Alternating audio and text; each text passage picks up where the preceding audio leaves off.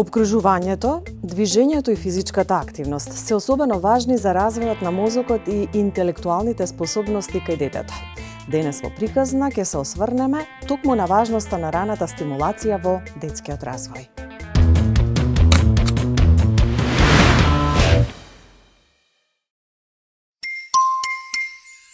Светот на Мила.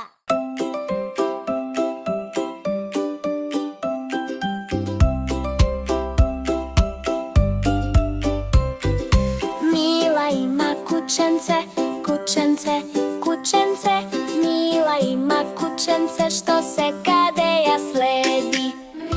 Светот на Мила е музичка платформа создадена од Димитар Проданов, татко на 7-годишната Мила. Токму нејзиното име и лик се инспирација за целата приказна, која започнала како татковска идеја, а прераснала во проект со јасна мисија.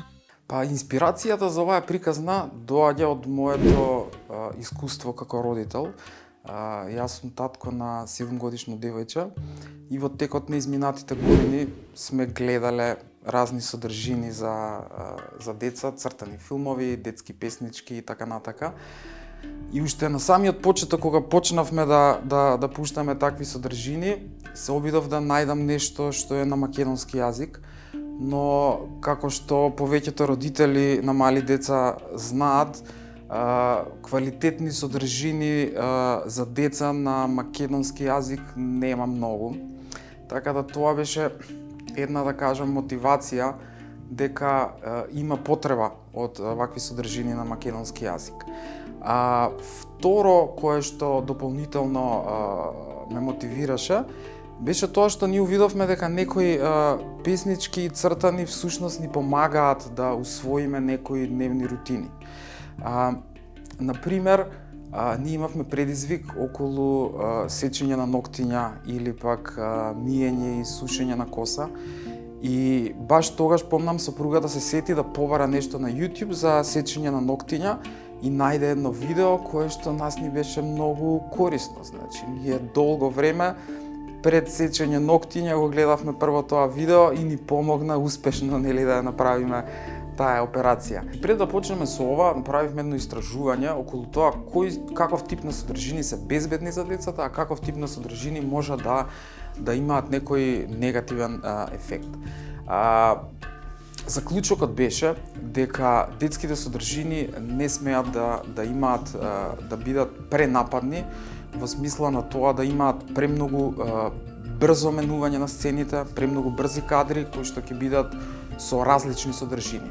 Така да нашата содржина е од тој аспект безбедна, анимациите се спори, нема многу брзи промени. Втор аспект е пораките кои што се пренесуваат. Светот на Мила во моментов е еден брзо растечки YouTube канал кој што има голем интерес и тоа многу не радува. Во иднина очекуваме да тоа прерасне една комплетна целосна платформа со детски содржини кои што би ги обработувало сите теми. Димитар по професија е графички дизајнер, што значително го олеснило процесот на создавање на платформата, од визуелниот идентитет до целокупниот креативен израз. Дел од мојата работа е и да бидам во тек со сите иновации, да кажеме, во таа индустрија. Особено во последно време со развојот на вештачката интелигенција.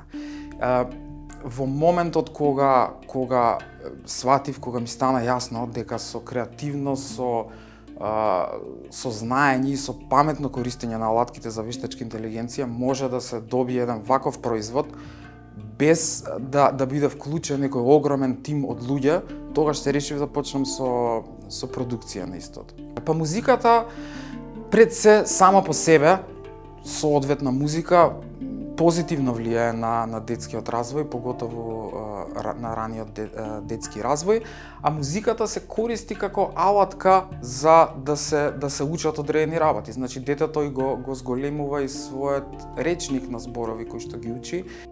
Изборот на песните се прави внимателно. Секоја содржина поминува низ филтер на вредности, едукација и емоција, со цел да понуди квалитетна музика за најмладите.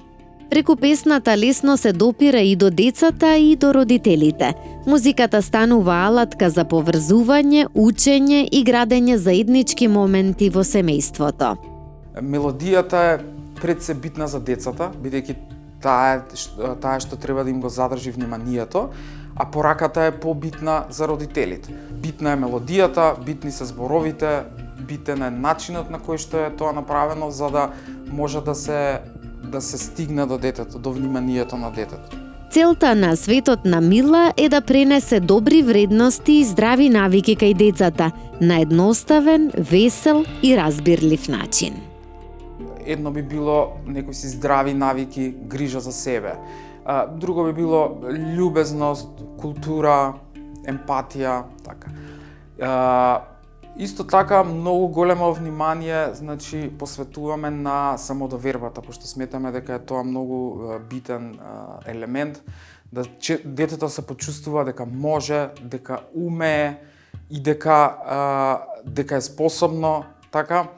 Конкретно имаме една песничка што се вика "Учиме да лизгаме на мраз". Тука пораката е дека кога ќе паднам, станувам в час. Детето да не губи самодоверба, кога ќе почне некоја активност, дури и да тоа од почеток што е нормално не може веднаш да го постигне, дека со повторување и со упорност се може да се постигне. Нашата цел е да стекнеме доверба кај родителите, да тие знаат дека кога нивното дете го гледа Светот на Мила, знае дека нивното дете гледа еден пред се безбеден канал, соодветен канал за возраста на децата, едукативен и осмислен канал. За да ги развие во потполно своите когнитивни потенцијали, најзначајно на детето е да му се дозволи самостојно да манипулира со предметите, да истражува и учи од сопственото искуство. Стимулирачката средина е таа во која детето ги има потребната топлина и поддршка. Колку е поквалитетна врската со родителите, толку повеќе ќе има основа за создавање нови искуства и негови контролирани одговори на нив.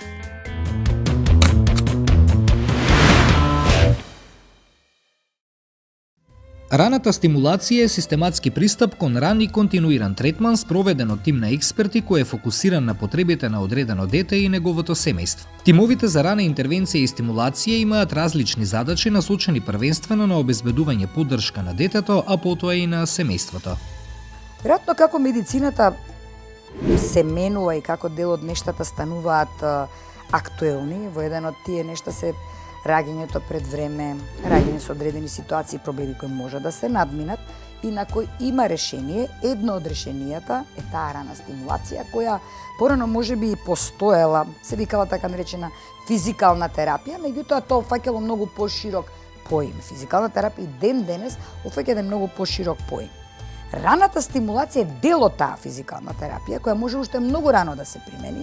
Се разбира доколку има потреба кај дел од новороденчињата или предвремено родените кои имаат потреба од таква рана стимулација, може да се примени директно во оделението за интензивна нега каде што јас работам. Значи, ако процениме дека кај детето постои одредено заостанување во очекувањата кои што ние ги посматраме 24 часа, тогаш нашата улога не мора ни да постои некој субспецијалист за таквата рана стимулација, тоа се дефектолози обично, можеме и ние сами преку допирот на рачењата, преку допирот на главчето, преку допирот на ножињата, да предизвикаме стимулација на делот од мозокот во развој и при тоа да спречиме евентуално понатамошно влошување на дел од можностите што може да се случат при рана мозочна травма која се случува кога се пациентите во толку рано и имаат потреба од подолг престој на одделот за интензивна. Че раната стимулација почнува од нултиот ден, кога ќе процениме дека едно новороденче или предвремено родено има потреба од стимулирање на мозочето кое е претрпело мозочна травма при раѓање или непосредно пред или после тоа. И при тоа можеме многу работи да ги промениме. Го менуваме целиот крвен крвоток што е во главчето. Менуваме многу работи генерално во целото тело. И да не заборавиме, првата медицина, воопшто од кога постои човештвото и што знаеме, тоа е масажата или стимулацијата, или еве сега како што го сведуваме на уште по, да кажам, ниво кое што е важно, а тоа е раната, брза, точна стимулација која може да значи спасување на живот. Детето кое учи нови искуства од рана возраст развива упорност, креативност и имагинација, ќе прерасне во здрава и интегрирана личност која во иднина ќе придонесе и за општеството како целина. Првите 1000 денови ние ги велиме, значи првите години ги сведуваме на први 1000 денови и тие се сега веќе како една мото тема на сите нас педиатри кога говориме што е важно. Тоа се првите 1000 денови. Што значи тоа? Значи ако евентуално имале некаков проблем при раѓање, да се следи и тоа следење го правиме во одредени временски интервали, во кои што интервали доколку нема потреба понатаму од евентуална стимулација, можеби ќе има потреба од некаква дополнителна физикална терапија или невропротекција. Таа невропротекција е тренд во светот секаде. Јас сум среќа во групите кои што ги работат тие невропротективни методи и начини на згрижување, односно обезбедување на добар пластицитет на мозокот или развој на мозокот без последици, исто во првите 1000 дена, и да не заборавиме раните добри навики за исхрана. Значи тоа се заедно вклучува рана превенција од касни или доцни проблеми во развојот кај детето. Емоционалниот, социјалниот и физичкиот развој во најраната возраст има директно влијание врз понатамошниот развој на детето и во подоцнежниот период. Сите тие три фактори влијаат на така нареченото евентуално појавување на така наречена церебрална парализа или нешто што е со можност да не се возврати. Значи, знаете како тоа се трајни оштетувања кои настануваат и за кои веројатно ниту одредени надпросечни наши можности не можат да ги вратат, но знаете како сепак со мозокот и со медицината немате равенки и она кое што може да значи когнитивно заостанување, исто може веднаш да се препознае. Тука многу големо влијание има начинот на кој што емоционалната поврзаност во фамилијата ќе влијае во развојот, на говорните можности, на експресијата на детето, на емоционалниот развој. Тие две работи се доста врзани едно со друго. Емоционалниот развој е исто така поврзан со можноста да мајката даде дел од својата емоционална поврзаност или така наречен атачмент на бебето, односно новороденчето, односно доенчето со фамилијата, односно со мајката, односно со братчето, сестричката, таткото, сите заедно. Тоа е тој развој на емоционалниот дел кај детето, кој пак да не заборавиме секогаш има и своја генетика. Ние понекогаш можеме да бараме многу во тоа, а да не заборавиме дека и генетиката што се носи од дедовци, од прадедовци, од прабаби и така натака, си го има и својот удел во тоа, или така наречената епигенетика, и рековте моторниот дел. Моторниот дел е исто така во подрачјето на раното препознавање, затоа велам контроли на 3, 6, 9, 12 месеци, каде би виделе дали постои заостанување некакво во моторните движења, дали постои слабост на мускулатурата, дали постои тонус во мускулатурата или нема тонус, или постои некои одредени движења кои не ни се допаѓаат и бараат дополнително да се истите доевалуираат со цел да може да се рано спречат така наречени проблеми со движењата или останати така наречени моторни проблеми во движење кои можат и да се спречат со рана, пак ќе кажам, стимулација. Затоа е важно најраниот период да не се пропушти како можност која ќе го активира целокупниот детски потенцијал. Многу е значајно во најраниот период средината да му овозможи на детето позитивни искуства и стимулации. Мозокот тогаш е многу активен, постојано формира нови синапси и природата и квалитетот на формираните врски ќе зависи токму од раното искуство. Тоа значи дека детскиот мозок се развива брзо во текот на првите 5 години, а особено во првите 3 години. За развој на мозокот е потребна стимулација, искуства со кои детето се среќава. И тие стимулации се звуци, слики, допири, движења, соодветни за возраст, а понатаму и говор, решавање проблеми и физичка активност. Мозокот најмногу учи одма штом ќе се роди детето и ние го имаме оној момент на така нареченото воведување во евентуална хипотермија, тоа е тренд исто во светот хипотермија, значи ладење или ниски температури каде примарната повреда на мозокот ќе се спречи да не настане така наречена секундарна или втора повреда која како последица од примарната може да биде исто така дел од една приказна која не сакаме, а можеме да ја спречиме. Значи, така наречената брза хипотермија, таа се одвива во првите 72 часа. Значи, од 4 до 6 час од реѓањето до следните 72 часа можеме да навистина превенираме нешто. Возрастните што се грижат за детето треба да му обезбедат соодветна стимулација. Во таа насока велиме дека социјалната интеракција е од суштинско значење, односно релацијата помеѓу детето и возрастните кои се грижат за него е од голема важност за понатамошниот развој на мозокот. Постојано присутната интеракција помеѓу детето и возрастниот е пресудна за формирање цврста основа за подоснежното учење, здравието и однесувањето на детето. Прво и најважно е мајката да биде релаксирана.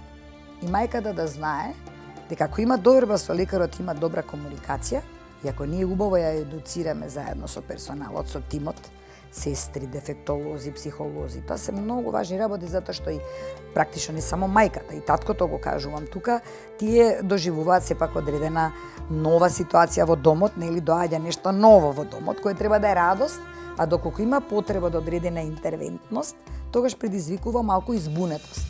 Да ја надминеме збунетоста, да ја ослободиме фамилијата и да им кажеме и укажеме како да го бањаат детето, зашто и тоа е рана стимулација. Како да ги движат рачињата, како и на кој начин да го хранат бебето, бидејќи некогаш може да постојат и одредени пречки во тој момент на така наречената конекција со исхраната, цицањето или евентуално вештачкото исхранување, при што ќе мора да завземат одредена позиција, да не дојде до други дополнителни влошувања на состојбата, кои практично и кај секое бебе важат. Честопати родителите прават одредени грешки. Знаете кои се најголемите грешки? Тоа се она така наречено претерано размислување, претерано сакање да се удоволат работите и читање на се и се што, а да не кажам са се и се што сите читаме. И јас читам, не ChatGPT, се можно што е од артифицијална интелигенција, од Google, се уште ни се достапни за информација. Ама знаете, секое дете и секое бебе е своја индивидуална приказна. Секое бебе си има своја историја и своја генетика и епигенетика, затоа на секој треба индивидуално да се пристапи. Ние генерализираме читајќи ги тие работи и не се фаќаме за добар дел кој што може да се објасни, туку се фаќаме веднаш за нешто што може лошо да влијае кај нивното дете и тоа предизвикува една негативна ситуација која може да не вовлече во приказната и да влеземе во негативен момент, кој што нема да причини добро за развојот на бебето. Бебето сака насмевка кај мајката. Бебето сака и кај таткото. Бебето сака една убава и пријатна атмосфера, а згриженост и збунетоста кај родителите понекогаш доведуваат до ето така некоја да кажеме запрашувачка форма при која може дури некогаш сме гледале непотребно да дојдат на клиника и да бараат совет или од своите матични педиатри. И јас ги советувам да едноставно си го најдат својот педијатар во кој има доверба.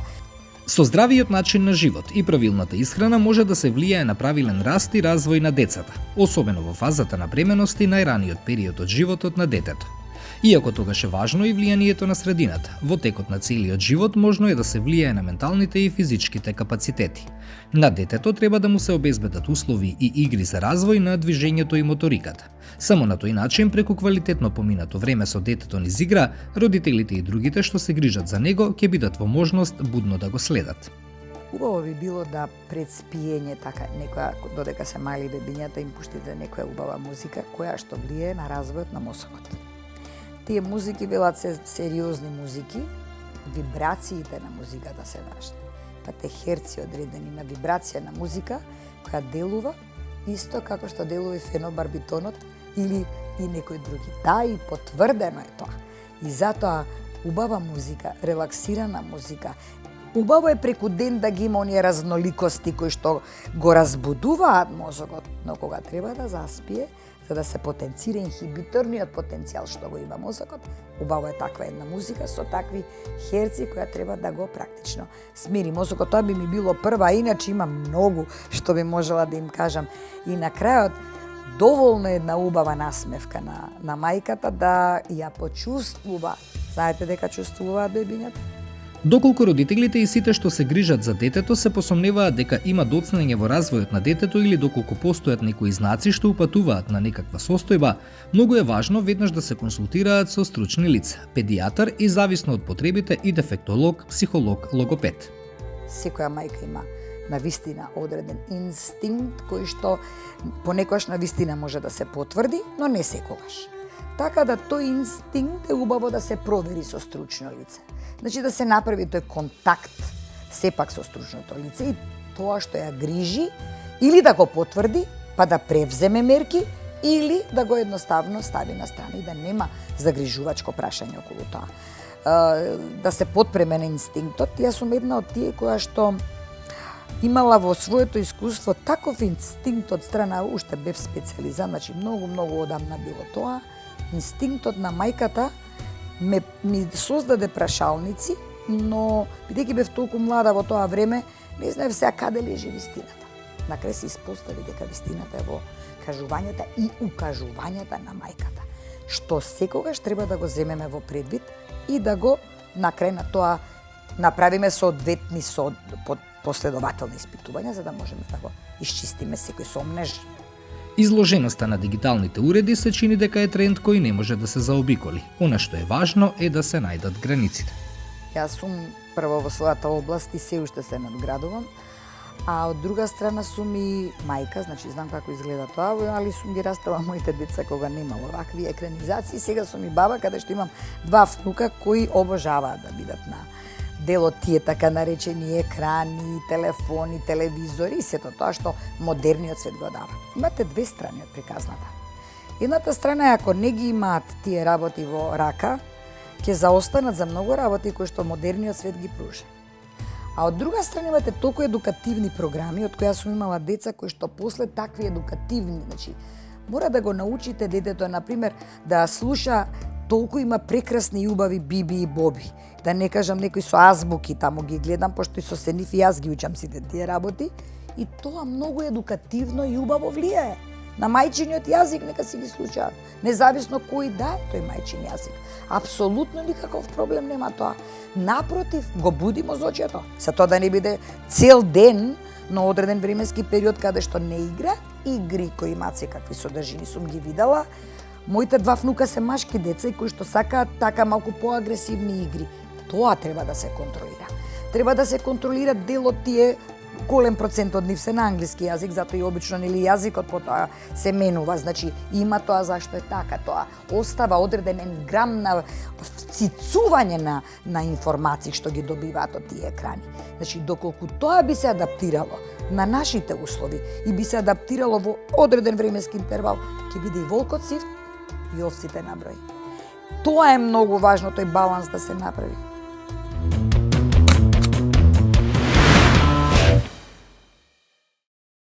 Зошто се вели дека првите години се најважни за развојот на децата?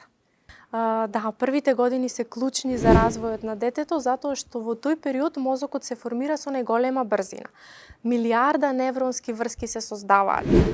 Односите, контактот, допирот, заедничката игра со детето, сето тоа влијае на формирањето на мозокот. И не дека само генетиката е битна, туку и средината има силно влијание врз развојот на детето. И затоа е важно детето да има квалитетна и стимулирачка средина. Кога викам квалитетна, мислам на сигурна емоционална врзаност, односно да се одговара на потребите на детето. Често знаеме да слушнеме, нели, некои ќе кажат го оставам да плаче детето, и не одговарам на потребите за да научи да биде толерантно, децата манипулираат, но тоа не е така. Баш во тие рани фази треба соодветно да одговараме на емоциите, затоа што детето не знае да манипулира, тоа е базична потреба на детето. Како што е храната, исто е и емоционалната потреба, многу клучна и многу влијае понатаму во животот на другите аспекти од личноста. Што во таа насока значи раното стимулирање и колку тоа е клучно за развојот на детето и за развојот на мозокот на детето? Вака, раната стимулација не значи рано учење на букви и броеви, нели? Тоа значи баш поттикнување на тековниот развој што се случува, препознавање и на природен начин стимулирање на развојот, и таа се случува многу рано од самото раѓање, дури пренатално, додека е детето во утробата на мајката. Преку гласот, допирот, движењата и динамиката како живее мајката се се случува таа рана стимулација. Колку раната стимулација е клучна за когнитивниот, емоционалниот, социјалниот развој на децата? Многу е клучна, то има холистичко влијание, да кажам. Влијае на се, на когнитивниот развој, го поттикнува вниманието, меморијата, решавањето на проблеми, емоционално, преку тоа што викам сигурна емоционална поврзаност, понатаму се формира самодовербата на детето и регулацијата на емоциите. А моторно, преку раната стимулација, нели, се формира рамнотежа, координација, телесна свесност на детето. Колку раната стимулација може да биде на некој начин клучот за успех подоцна во поглед на училишниот развој, во поглед на развојот во адолесценцијата и целиот понатамошен детски развој. Многу е врзана. Истражувањата покажуваат дека директно влијае на адаптацијата во училиште, помага да таа полесно се случи. Исто социјалните вештини се многу подобри социјални вештини гради детето и гради емоционална стабилност, односно сликата за себе, вредноста се формира. И значи не се мерило за успех високите оценки кои што детето ги постигнува, туку она што другите вештини, значи како детето соработува во релациите, колку е упорно, како ги регулира емоциите и каква е вредноста, односно сликата за себе што ја има. Кој период го сметаме како критичен за развојот на мозокот на детето? Постојат во развојот критични периоди, така наречени дури чувствителни периоди. Во тој период се случува многу полесно, се учат одредени работи. Како што, например, јазикот се учи од 0 до 5 многу лесно. Сензорната интеграција се случува исто во одреден период. Поврзувањето, врските со возрастните, родителот, старателот, во таа рана фаза се случуваат многу полесно. Не значи дека понатаму не може да се мозокот не учи, повторно мозокот учи, но тоа се случува многу потешко, потребен е повеќе труд и време. А во рана фаза е многу тие релации се многу подлабоки. Колку секојдневните активности може да бидат значајни во поглед на стимулирачките активности за развојот на детето? Многу, значи тие се клучни. Знаете, онака додека го облекуваме детето, додека заеднички готвиме, ги собираме играчките, важно е да разговараме, да пееме, читаме приказни, да му објаснуваме. Всушност тоа е клучот на формирањето на раната стимулација. Ова да напоменам дека не се потребни скапи играчки за да се случи таа стимулација, туку потребен е нашиот контакт како возрастен. Би сакала да споменеме еден момент. Често пати кај нас родителите знаат да ги ограничат децата, например кога врне да не цапкаат во вода во кал. За разлика од нас, данците, например, или јапонците не ги ограничуваат децата. Што од стимулирачки аспект е правилно? Правилно е да се дозволи на детето да истражува, затоа што играта е најприродниот начин на учење кај детето. Така се развиваат сите сензорни стимулации кај детето. Кога можеме да забележиме дека има проблем во поглед на стимулирачките активности? Вака, може да се случи доцнење во говорот, може да се случи да се забележи несоодветна социјална интеракција, дека детето не пристапува со врсниците и со другите околу него, се повлекува, нема регулација на емоции. Во тие ситуации родителите не треба да го игнорираат чувството, туку баш треба да дадат значење и да побараат помош од стручно лице, што поскоро, затоа што раното барање на помош не значи диагноза, туку значи поддршка. Колку екраните, мобилните телефони, таблетите може да помогнат или да одмогнат во детскиот развој и во онаа рана стимулација? Се чини дека многу стручњаци посочуваат дека стануваат проблем во детскиот развој. екраните сами по себе не се проблем, вака јас ќе кажам од психолошки аспект, но можат да станат проблем, да бидат штетни кога ја заменуваат живата интеракција со возрастниот. Зошто е тоа така? Затоа што, како што и претходно спомнавме, во тој период од животот, тој клучен, ран детски развој се случуваат, се формира мозокот и тоа се случува преку нашиот контакт со возрастниот. Преку допир, говор, играње заедничка игра, следење на потребите на детето. Детето важно е да се чувствува безбедно, слушнато, дека ја гледаме потребата, ја слушаме потребата на детето и ни е битна.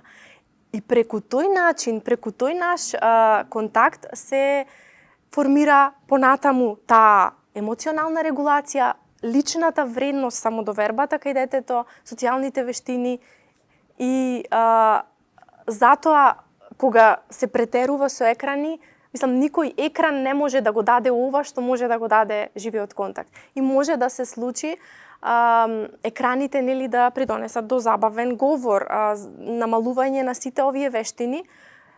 Исто е проблематично и кога се користат како смирувач. Родителите често знаат тоа да го направат, како детето плаче, ајде сега ќе пуштаме цртан за да се смири. Знаеш, не е добро да се прави таква асоциација. Можат екраните да имаат едукативна вредност кај поголемите дечиња, но кај малите тој жив контакт е неопходно потребен, најбитен и клучен во тој период. И што друго е битно, ако веќе се користат, затоа што се користат, важно е да биде тоа, идеално би било ние да разговараме со детето, нели, додека гледа содржината, како тоа што го гледа е поврзано со реалниот свет, но ако не можеме и не можеме секогаш да го правиме тоа, ворете да сме присутни, нели, содржината да биде избрана, соодветно за возраста на детето и ограничено да биде времето колку се гледа. Родителите не треба да се чувствуваат виновно за ова. Екраните се дел од современиот живот, значи клучот е присутноста и умереноста. Кои се најчистите грешки кои што родителите несвесно ги прават? Ги споменавме екраните, но постои ли нешто друго што можеби родителите го прават, а за тоа не се свесни?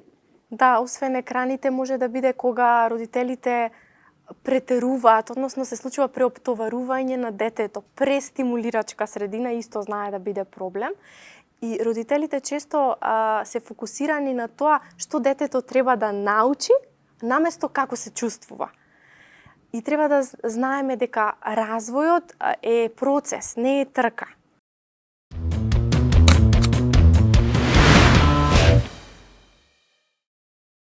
Не постои преоптоварување.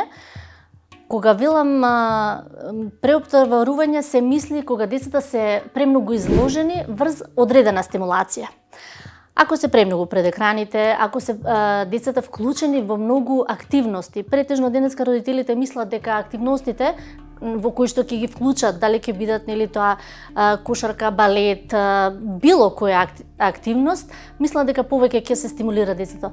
Напротив, тоа ни е контрапродуктивно, затоа што не можат децата да ги опфатат сите тие стимулации. Тука веќе доаѓаме до еден момент на хиперстимулација е еднакво на дестимулација. Значи, колку повеќе децата се ангажирани, толку можеме ние напротив да ги спуштиме, значи, во однос на стимулацијата да ја добиеме таа дестимулација. Препознавањето на доцнењето во развојот пред се почнува од дома. Конкретно родителите едноставно треба да само да не го занемарат оној што велеме ние индивидуален развој на децата. Секој детенце е индивидуален за себе и секој детенце има одредени способности и капацитети за развојот. Обично кога родителите најчесто велат моето дете не е еднакво со другарчето со кој што е, напротив, секој детенце на својствен начин се развива. Единствено што можеме да кажеме, значи во однос област на препознавањето, дали детето ги освојува, значи соодветно зборовите, дали има одреден фонд на зборови, во однос на социоемоционалниот дел, во однос на моторичкиот дел, дали детето добро напредува во развојот и секако да ги слушаме стручните лица. Советите од стручните лица, посебно нормите кои што ни ги налагаат, нели одредени правила кои што се и во градинките. Сега кога имаме достапност, децата да одат во градинките, стручните лица си ја работат својата работа, каде што при секој отстапување на одредено детенце веднаш реагираат. Родителите треба тука да им биде свесноста пред се, особено ако им се насочи некое отстапување дека се појавува кај детенцето, да им веруваат на стручните лица и да ги послушаат. Најчестата грешка што ја правиме сите како родители, не постои совршен родител, е игнорирањето на индивидуалното темпо на развојот на детето.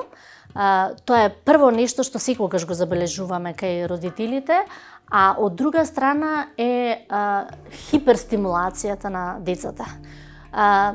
Кога се фокусираме на одреден момент, дали тоа ќе биде читање на бајки, дали тоа ќе биде значи одредени игри кои што ќе играат со децата, да биде умерено. И друго, доколку препознаеме одредени отстапувања од нормалниот развој кај децата, од нормите кои што се развојни, да не бараме прво мислење едно, друго, трето, секогаш да се обратиме на стручно лице. Социјалната интеракција подразбира, значи, буквално во развојот на детето, дружењето со другарчињата, игрите кои што ги имаме со другарчињата. Често се случува да, кога имаме нели консултации со родителите, ќе се пожалат детето игра само. Детето треба да игра со другарчињата. Како ние ќе му помогнеме? Ако ние седнеме да играме со сопствените деца, ние даваме модел, пример, преку кој што децата нас не имитираат, ние сакале да признаеме или не. Тоа е развојот кај децата првенствено со имитирањето на нашите активности во домот. Социјалната интеракција исто така ни е важна во однос на емоционалниот развој на детето. Станува детето посигурно во себе. Во однос на дружењето се развиваат тие емоционални потребни моменти кои што се за детето. Разбирањето, сочувството, значи буквално целиот оној момент каде што ни треба и најважна е играта пред се.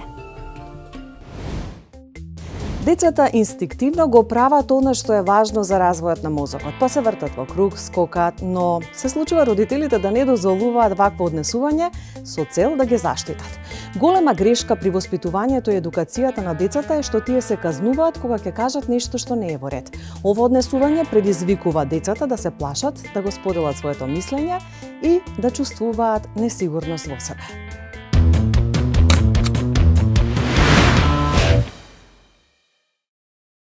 Кога станува збор за рана стимулација, во принцип станува збор за планирани, насочени активности кои што се спроведуваат во рамките на домот и се соодветни за возраста на детето. Тие активности се спроведуваат низ игра, низ секојдневните рутини кои што се практикуваат и имаат за цел да го стимулираат развојот, односно да не овозможат оптимален развој во сите развојни домени во кои што нели детето поминува со текот од раѓањето па понатаму низ старосните периоди. Раната стимулација започнува од самото раѓање. Зошто од самото раѓање? Ако збориме за стимулација, например, стимулацијата е многу важна уште интраутерино. Кога фетусот е во утробата на мајката, нас ни се потребни стимулации за да се активираат нервните патишта или сетилата кои што се развиваат, нели не е се комплетно развиено со раѓањето, нешто продолжува и после раѓањето да се развива.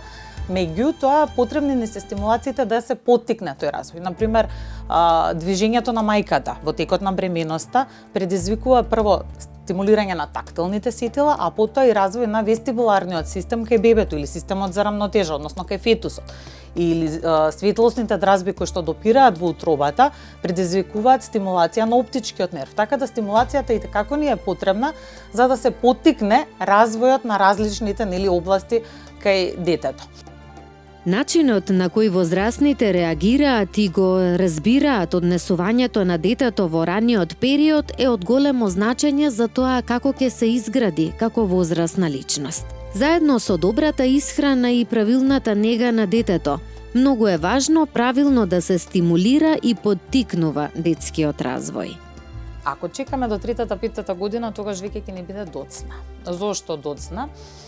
Обично имаме проблем, да речеме, кај родители кои што име прводетенци, не се свесни за развојните одредници, односно што детето треба да постигне на дадена возраст. Оние кои што веќе имаат претходно искуство, знаат дека на еден месец што треба да очекуваат, на крајот на вториот месец што треба да очекуваат. И сега ние како специјални едукатори, рехабилитатори, да речеме, поставуваме граница на секои 3 месеци да има како црвени знаменца. Дека на 3 месеци треба да ја држи главата исправено, дека треба веќе во 6-тиот месец да седи со потпора или нели зависно секој дете си има индивидуален развој. Фазите на развој се исти, меѓутоа кога како ќе започнат зависи и од средината и од активноста на детето.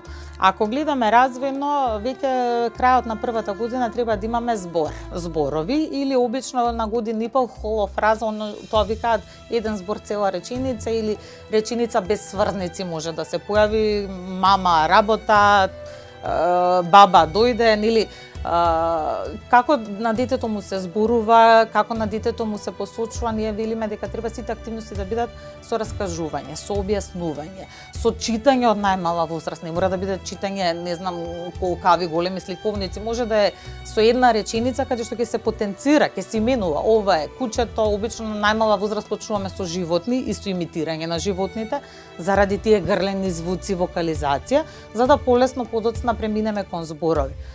За целосно да ги развие когнитивните потенцијали, на детето му е потребна можност да истражува и да учи.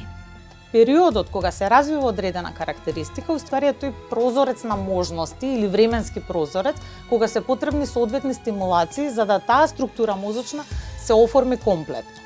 Колку повеќе стимулации имаме, толку повеќе невротрансмитер се ослободува помеѓу невроните, односно мозокот препознава дека тој пат е значаен и дека треба да одговори на дразбата од средината. Во случај кога немаме стимулација, тогаш настанува синаптичко кастрење или тие патишта нели се занемаруваат. Зошто? Затоа што едноставно организмот смета дека не е потребно за понатаму. Не значи дека ако нема стимулација нема да се развие некоја карактеристика или некоја способност, меѓутоа нема да биде во комплетен потенцијал или во пополн опсег кај секое дете. Ние како луѓе, на пример, сме најсложени суштества во однос на развој на мозокот, во однос на мислењето, градбата на мозочната кора. Меѓутоа, за да еден човек го извади најдоброто од себе, го постигне најдобриот потенцијал, потребна е свесна активност и потребно е нели секако стимулативни услови од средината. Многу е важно возрастните да реагираат на интересите и љубопитноста на детето, да му раскажуваат за тоа што го интересира, да му помогнат да ја истражува околината и да го охрабруваат да развива мислење, покажувајќи му нови можности. Да не ги плашиме родителите. Раната стимулација не значи рана интервенција. Или раната стимулација е игровна активност, односно структурирана средина каде што детето ќе може да учи, да истражува, да стекнува искуства, а додека раната интервенција повеќе се практикува кај деца кои што се родени со фактор на ризик, каде што ризикот не значи дека ќе има попреченост, или деца родени со веќе нели констатирана попреченост или развојно задоцнување. И раната интервенција е трансдисциплинарен пристап каде што повеќе стручни профили врз основа на претходно направена проценка работат сервисен семеен план и спроведуваат интервенцијски процедури со цел да се соочат со некои развојни предизвици со кои што детето нели се соочува во текот на животот. Стимулирачка средина е таа во која има жива комуникација, интеракција и многу игра, наспроти еднонасочната комуникација што ја добива преку екраните, која не е стимулирачка. Често се случува родителите да сметаат дека најважно е да бидат задоволени биолошките потреби на бебето, или да е бебето нахрането, да е бебето наспано, колку време спиело, да е бебето пресобличено. Меѓутоа, уште во, да речеме, давнешните 1979 година, Магда Гербер, тоа е унгарка која што е филолог по занимање, како ги добила своите деца и во контакт со педијатарот кој што се грижал за здравјето на децата, сваќа дека не е потребно само задоволување на биолошките потреби, односно не е доволно само тоа, бидејќи нема да се искористат потенцијалите кои што детето ги има. Ние носиме наследен материјал или од родителите.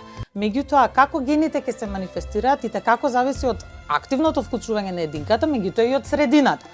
Тоа во науката е познат процес како епигенеза. Епигенезата ја приспособува единката да се прилагоди на надворешната средина. Колку ние имаме повеќе стимулации, толку повеќе се прилагодуваме, односно подобро функционираме или ги искористуваме своите капацитети. Да се навратам на Гербер, она го воведува терминот educare, како едукација низ грижа. Организирање на просторот и искористување на секојдневните рутини, бањање, облекување, хранење преку интеракција, односно правење истовремено на интелектуална стимулација или ментална стимулација и емоционална стимулација. Самата таа стимулација ни предизвикува интеракција. Детето уште во најраниот период почнува да учи за светот што го обкружува и тоа вкусува, допира, слуша и мириса. Значи ги впива сите информации преку своите сетила. Затоа е потребно да му се понудат игри што ќе го стимулираат сензомоторниот развој за понатаму да биде подготвено да учи соодветно на возраста. Бебето учи од прв ден. Јас ја приметува средината, се обидува да протолкува што се случува согласно способностите и колку ние повеќе опции му нудиме, колку повеќе можности за истражување, толку повеќе детето ги развива своите потенцијали и капацитети и овозможуваме понапреден развој кај детето. Сликата која детето ќе ја формира за себе, ќе влијае врз очекувањата од самиот себе, па и понатаму во успешноста на многу активности. Таа е основа за чувството на сопствената вредност, самопочитувањето, очекување успеси и резултати од активностите што ги презема и понатаму. Детето почнува да се спознава себе си во првите месеци од животот, кога гради доверба во своите родители. Најбитно кога зборуваме за децата, односно еве од најмала возраст за бебињата, чувството на прифатеност, чувството на сигурност. Среќно бебе, задоволно бебе ги остварува своите потенцијали. Што значи тоа? Допирот, да речеме. Од првиот ден нели имаше теорија дека подобро да се остави бебето да плаче, ќе се навикне, меѓутоа и како таа теорија испадна дека не е соодветна затоа што дава доста последици во понатамошниот развој, менталното здравје, самодоверба и така натаму кај децата. Зошто допирот? Допирот затоа што со самиот допир прво детето ги учи границите на сопственото тело, докаде е неговото тело, каде почнува мајката или оној кој што се грижи за бебето. Допирот е оној кој што стимулира хормон окситоцин или хормон на врска, каде што ни овозможува атачмент или поврзување помеѓу родителите и детето. Допирот стимулира регулирање на срцевата работа кај бебето, регулирање на фреквенцијата на дишење. Ја стимулира хипофизата за лачење на хормонот на раст, што и текако ни е потребен за да детето има нели соодветен раст и развој. Родителите да се залагаат, односно она што им е очигледно е физичкиот раст, меѓутоа и развојот е многу значен да се следи. И кога збориме за следење, збориме за поттикнување на фаза на нареден развој или проксимален развој. Тоа значи организирање на средината, каде што ќе му направиме предизвици на детето да посегне по нешто, да се заинтересира и да стане активно. Тоа значи игра, тоа значи поставување играчки согласно возраста, за да детето се заинтересира. Например, првите движења на детето се рефлексни. Меѓутоа, за тие движења рефлексни, детето случајно ќе допре играчката која што е поставена над главата. Тој допир предизвикува движење, визуелна дразба, предизвикува аудитивна дразба затоа што испушта звуци. Самиот допир предизвикува чувство на задоволство и детето се труди да го повтори тоа. Стимулирачка средина е таа во која детето ги има потребната топлина и поддршката. Има повеќе сетила, не се само вид, слух, допир, мирис и вкус, туку имаме сетила за рамнотежа, имаме сетила за кое што ни покажува во која положба е телото или деловите од телото. Преку соодветни активности ние му овозможуваме на детето да ги активира сите сетила. Не само што ќе се развиваат сетилата, туку нас ни е потребно да настане интеграција на дразбите добиени од сетилата. Односно, за да ние препознаеме некоја дразба, потребно е да ја поврземе со претходно искуство или да поврземе со дразбите кои што ги добиваме од другите сетила, за да може да протолкуваме, нели ние дразбите ги добиваме со цел да дадеме одговор на дразбата или да се прилагодиме на средината. Така да мултисензорниот пристап или дразнењето на повеќе сетила ни овозможува и побрза интеграција и посоодветно функционирање на детето во средината. И комуникацијата, Многу важен сегмент од самиот почеток, се она што го правиме треба да биде проследено со говор, со зборување, со имитација. Обично стручните лица викаат да има фидбек, интеракција. Например, правени се истражувања каде што бебето почнува со грлени звуци или со баблинг, а доколку го оставиме пред екран, нема интеракција, нема фидбек, бебето се повлекува и останува само пасивен наблюдувач на промените на сликите. Колку е поквалитетна врската со родителите, толку повеќе ќе има основа за создавање нови искуства и негови контролирани одговори на нив. Тука ќе напоменам дека живееме во општество каде што развојот на науката и технологијата, посебно на технологијата, некако ги поместува развојните граници. Во која смисла? Ако предходно се очекувало дека дете на 3 години ќе има артикулација на сите гласови, веќе таа граница е поместена на 5, затоа што гледаат различни програми, различни емисии, па почесто прозборуваат прво на англиски па на македонски, и тоа е веќе проблем кој што родителите не се свесни дека го причинуваат кај детето. Од друга страна, она постојано сидење во релаксатори, транспортери, различни реквизити кои што постојат во домовите, го невозможува моторниот развој. Ако детето не е оставено на подот, или на сигурна подлога, каде што ќе може да маневрира, да ги учи деловите од телото и како да ја контролира функцијата на тие делови од телото, детето нема да може да научи. Неопходно е да му се овозможат се повеќе активности со природни материјали, лисја, вода, песок, камчиња. Преку ваквите активности, децата имаат можност да го истражуваат опкружувањето, да допираат различни текстури. Неизоставен дел од развојот на децата треба да бидат звуците и музиката кои стимулирачки влијаат врз развојот. При тоа, многу треба да се внимава на употребата на уредите како телевизор, мобилен телефон и слично. Поред препораките, да речеме, од 0 до 2 години воопшто не се препорачува изложување пред екраните, од 2 години до 5 години максимум 1 час во денот, меѓутоа со интеракција и присуство на возрасен. Да се гледа содржина која што е образовна, едукативна, меѓутоа со постојан разговор од родителите, да има фидбек, да има интеракција, да не биде само гледање на сликите и она што се зборува на телевизорот. Од, да речеме, 5 години па нагоре се препорачува некаде докај зависно од возраста. Според некои статистики сега се забележува децата пред тинеџерска возраст седат 8 часа пред екраните. Не само што е во однос на циркулација, исхрана на ткивата, сите имаме потреба од движење. Доколку седиме ние пред екраните, сме пасивни. Се нарушува развојот на мускулите, се нарушува развојот на рбетот, на скелетот, се нарушува координацијата на движењата. Сето тоа има низа на последици кои што како ќе се реперкуираат понатаму во животот. Првите години се критични за развојот на мозокот на детето. Мозокот најмногу се развива во првите 3 до 5 години од животот на детето, поставувајќи основа за идниот развој.